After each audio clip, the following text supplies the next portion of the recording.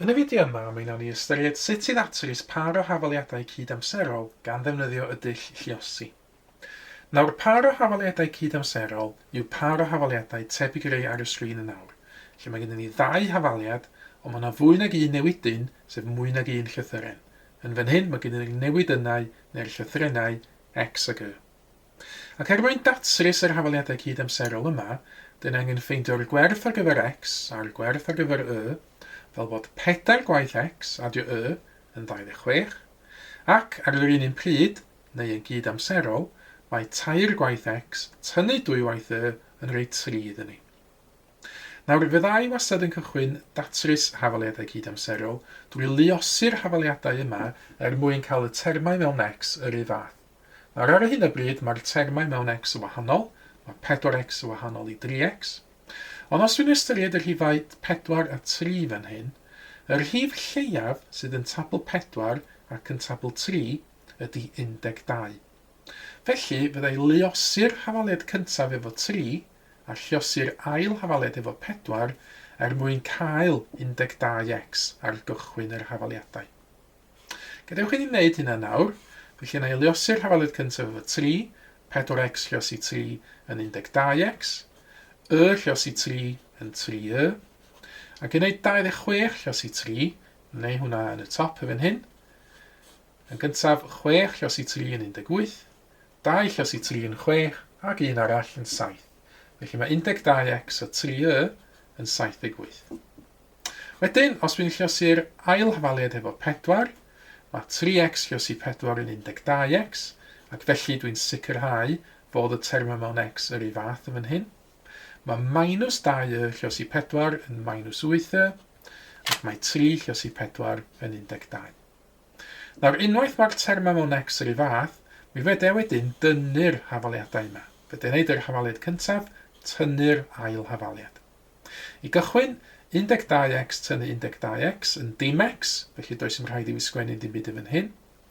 Mae 3y tynnu minus 8y, rhyw fath a 3y adio 8y, sydd yn 11y, ac yna mae 78 tynnu 12 yn 66. Y cam nesaf yw i ddatrys yr hafaliad fach yma fan hyn, 11 lluosi beth, sydd yn 66. Wel, i gael yr hif yna, dwi'n gwneud 66 rhannu fo 11, mae 11 yn fewn i 66, 6 o weithiau. Felly, dwi wedi ffeindio gwerth Y, mae Y yn 6. Nawr, yn y dull lluosi, i ffeindio gwerth X yn awr, dwi'n ailadrodd hyn i gyd, ond dwi ddim yn mynd i gael y termau mewn X yr un fath yn awr, dwi'n mynd i gael y termau mewn Y yr un fath. Felly, be ni'n neud ydy cymryd copi o'r cwestiynau gwreiddiol, yr hafaliadau gwreiddiol, a neu ystyried y termau mewn Y. Mae gen i fi 1Y yn fan hyn, a minus 2Y. Sut fydde gael y termau yma yn yr un fath drwy luosi'r hafaliadau? Wel, un ffordd o wneud hynny, byddai dwblu'r hafaliad cyntaf. Os dwi'n gwneud hynna, mae'r hafaliad yn newid fod yn 8x a 2y yn 52. Ac yna, mwyn cael 2y yn fan hyn hefyd, be fydde'n neud ydy lluosi'r ail hafaliad efo minus 1. Mae hyn yn cael yr effaith o newid yr arwyddion i gyd yn yr hafaliad. Oherwydd mae 3x lluosi minus 1 yn minus 3x. Mae minus 2y lluosi minus 1 yn plus 2y, ac eto sylwch dwi wedi llwyddo i gael y termau mewn yr un fath. Ac yna ar gyfer yr rhif, 3 lluosi minus 1 yn minus 3. Eto, unwaith mae'r termau yr un fath, ydy dynnu'r hafaliadau, yr hafaliad yn y top, tynnu'r hafaliad yn y gwylod. Felly cychwyn drwy wneud 8x tynnu minus 3x, ond mae hynny yn 8x adio 3x, sydd yn 11x. Yna 2y tynnu 2y sydd yn dim Y, felly dim angen sgwennu dim byd yn fan hyn. Ac yna 52 tynnu minus 3, wel 52 adio 3 di hynny, 55. Eto, hafaliad fach i ddatrys yn fan hyn, 11 lluosi beth sydd yn 55, wel 55 rhannu fe 11 di hynny, mae hynny yn 5. Felly, dwi'n meddwl fi wedi datrys yr hafaliadau cydamserol yma nawr. Dwi'n meddwl fod X yn 5, a bod Y yn 6. Ond mae wastad y syniad ar ddiwedd y cwestiwn, ar ddiwedd eich datrysiad, fod chi yn gwirio fod eich ateb yn gywir. Byddwch chi'n gwneud hynna drwy amnewid eich gwerthoedd, X yn 5, Y yn 6, i mewn i'r hafaliadau gwreiddiol. neu'n fwy penodol i fewn i ochr chwith yr hafaliadau gwreiddiol. Felly, ochr chwith yr hafaliad cyntaf ydy 4x adio y. Na mi ddylai hwnna fod yn 26.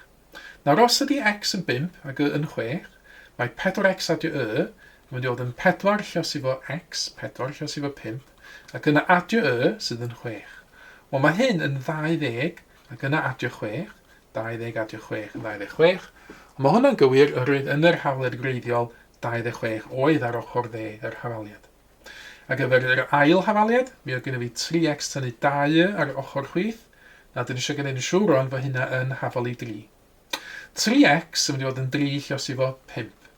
Ac yna tynnu ffwrdd 2y sy'n mynd yn 2 lluosi hefo 6. Felly, beth sydd gennym fi ydy 15 tynnu hefo 12, wel, mae hynny yn 3.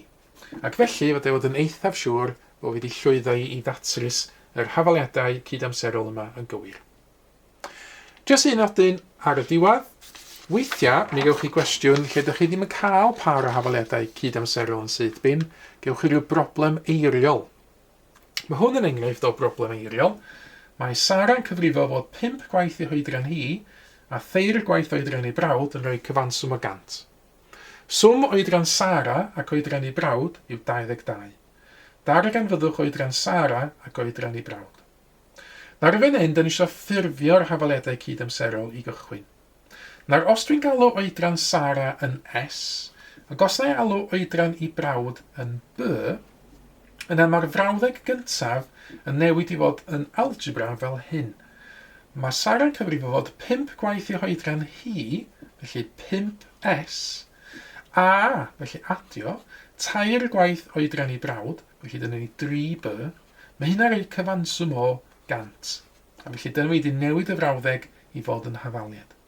Yr ail frawddeg, mae swm oedran Sara, felly S, ac, felly adio, oedran i brawd, B, yn rhoi 22. Ac felly dyma ni bar o hafaliadau cydamserol yn awr, byddai ddefnyddio'r techneg dwi wedi ddangos yn y fideo i ddatrys yr hafaliadau cydamserol yma. Ond cyfle nawr ydych chi roi cynnig ar datrys hafaliadau cydamserol. Mae yna gwestiynau wedi ymddangos ar y sgrin erbyn hyn. Ystynwch ddarn y bapur allan, rhowch gynnig arnyn nhw, ac yna unwaith mae gennych chi atebion, gwiriwch nhw wedyn yn erbyn yr atebion cywir sydd yn nawr yn cael ei dangos ar y sgrin. Mae mwy o fideos adolygu ar gael ar ein sianel YouTube Adolygu Mathemateg. Am y newyddion diweddaraf neu holi cwestiwn, dilynwch ein cyfrif trydar @mathemateg. Neu ewch i'n gwefan www.mathemateg.com am fwy o adnoddau adolygu.